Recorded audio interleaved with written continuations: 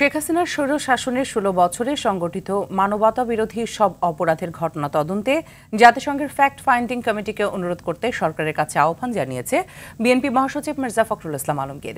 বিকেলে নয়াপল্টনে কেন্দ্রীয় কার্যালয়ের সামনে আন্তর্জাতিক দিবস উপলক্ষে সংহতি সভায় আহ্বান জানান তিনি। এ সময় গুমের সঙ্গে জড়িতদের বিচারের আওতায় আনার দাবি জানান বক্তারা। খান আলামিনের রিপোর্টে থাকছে বিস্তারিত। কারো সন্তান, কারো ভাই, কারো বাবা, কেউ ৫ বছর, কেউ ১০ বছর, কেউ বা তারও বেশি সময় ধরে গুম।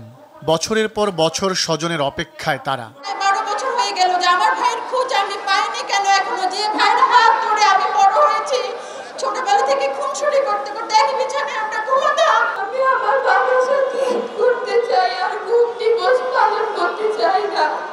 বাবার হাত ধরে বাবা দিবস পালন করতে চাই। আমার বাবাকে ফিরিয়ে দিন, আমি আমার বাবার সাথে ঈদ করতে চাই। বিএনপির সংহতি সভায় স্বজনদের এমন আবেগাপ্লুত অনুভূতি। এমন পরিস্থিতির জন্য শেখ হাসিনাকে দায়ী করেন বিএনপি নেতারা। বলেন তাকে দেশে ফিরিয়ে এনে সব গুমের বিচার করতে হবে। সঙ্গে আজিজ বেনজির জিয়াদের মতো যারা দোষর ছিল তাদেরকেও দাঁড় করাতে হবে কাঠগড়ায়। এই গুম খুনের রাজত্বের সবচাইতে দায়ী ব্যক্তি হচ্ছে শেখ হাসিনা। নাম্বার 1 থেকে শুরু করতে হবে। শেখ হাসিনা দিল্লি গিয়ে পালিয়ে আছে। আমি দাবি করছি দিল্লি সরকারকে শেখ হাসিনাকে বাংলাদেশের কাছে ফেরত দেন। এই প্রকল্পে যারা জেনে শুনে চোখ বন্ধ করেছিল, জেনেও না জানার ভান করেছিল, দেখেও না দেখার ভান করেছিল, তাদেরকেও সামনে আনতে হবে। স্বৈরাচার সরকার যতগুলো মানবাধিকার লঙ্ঘনের ঘটনা ঘটিয়েছে তার সবকটি যেন ফ্যাক্ট ফাইন্ডিং কমিটি তদন্ত করে সেই অনুরোধ করতে বর্তমান সরকারের কাছে আহ্বান জানিয়েছেন মির্জা ফখরুল ইসলাম আলমগীর।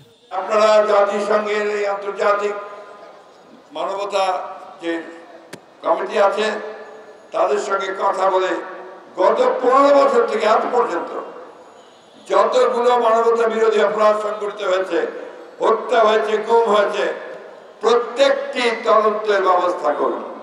এটা আপনারা করলে জাতিসংঘ অবশ্যই সেটা করবে। নেতাকর্মীদের উদ্দেশ্যে ফখরুল বলেন, এখনো ষড়যন্ত্র চলছে, তাই যে ঐক্য তৈরি হয়েছে তা আরো সুদৃঢ় করে ষড়যন্ত্র মোকাবেলা করতে হবে। ঐক্য গণমানুষের যেটা তৈরি হয়েছে সেটাকে আরো সুদৃঢ় করতে হবে। এর আগে সকালে দলীয় কার্যালয়ে সংবাদ সম্মেলন করেন বিএনপি স্থায়ী কমিটির সদস্য অধ্যাপক এজেডএম জাহিদ হোসেন।